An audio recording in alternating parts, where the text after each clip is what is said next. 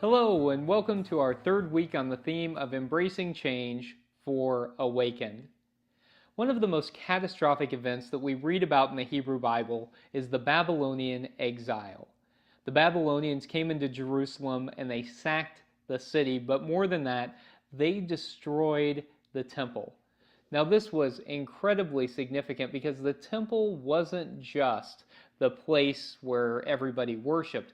It was the holiest place on earth for the ancient Israelites. And they believed that in the innermost sanctum, in the Holy of Holies, God literally lived there. That God was literally in there. They, of course, believed that God was everywhere, but they specifically thought that God was there in the center of the temple in the Holy of Holies. And the way this worked was you would go into this big, beautiful temple, and each layer of the temple was a little bit more sacred, and there were more requirements about who could go in until you got to this innermost sanctum. And the only person who went in there was the high priest, who only went in there on the Day of Atonement, one day a year. And so it was sacred. And whenever the temple was destroyed, it felt very much like their God had been defeated. The Babylonians didn't stop there, though.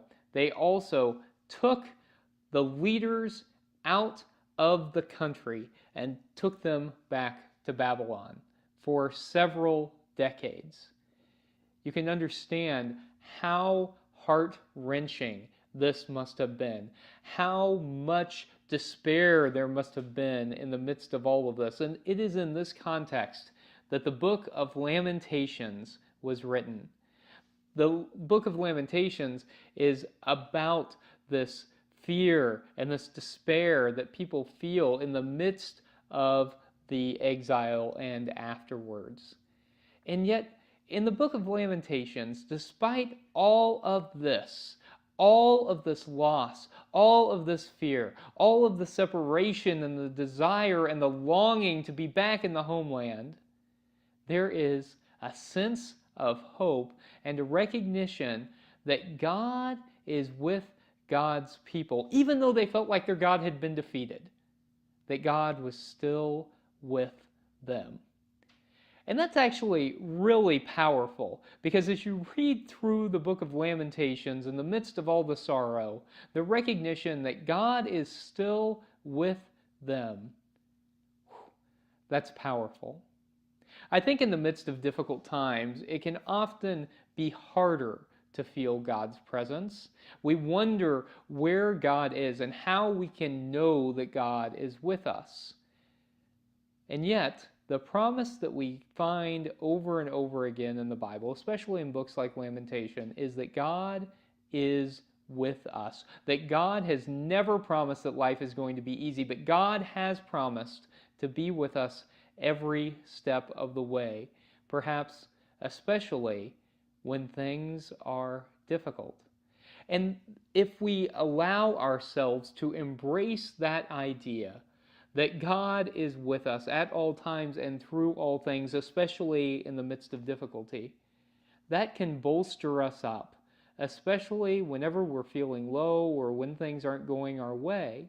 We don't expect God to fix it or to come in and magically make everything right, but instead, it's a knowledge that even if we feel abandoned by everybody else, that God is with us, and that we are still connected to this great divine mystery. And for me, at least, that's something that I find incredibly inspiring, especially in the difficult times. During this section, we're talking about embracing change. And change can be really good. Change can also be really hard, really difficult, and not all change is good. And yet, recognizing that no matter what kind of change we are going through in our lives, God is with us is powerful, because it can help us get through that change, whether it's bad change or good change, or even good change that is still really, really hard. that God is with us. Embracing change.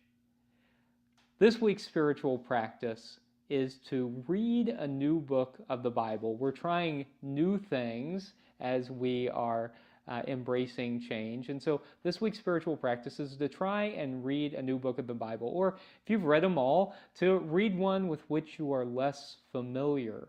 If you've read all the books in the Bible and you're familiar with them all, maybe reading a non-canonical biblical text, like say the Gospel of Thomas or one of the other Gnostic Gospels. Perhaps that is something new that you could read that might give you new insights.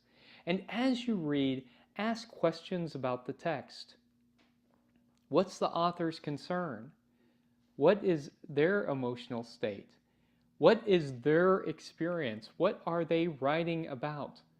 And try to get a little bit of insight into the author's perspective. And then think about what that has to say for you. If you haven't read the book of Lamentations, or you haven't read it recently, or you're not real familiar with it, perhaps the book of Lamentations is a good place to start. Recognizing that even in the midst of difficulty, these folks found God's presence right there. Whatever book you choose to read, I hope it's meaningful for you and gives you some insight into God's presence in your life. May it be so. Amen.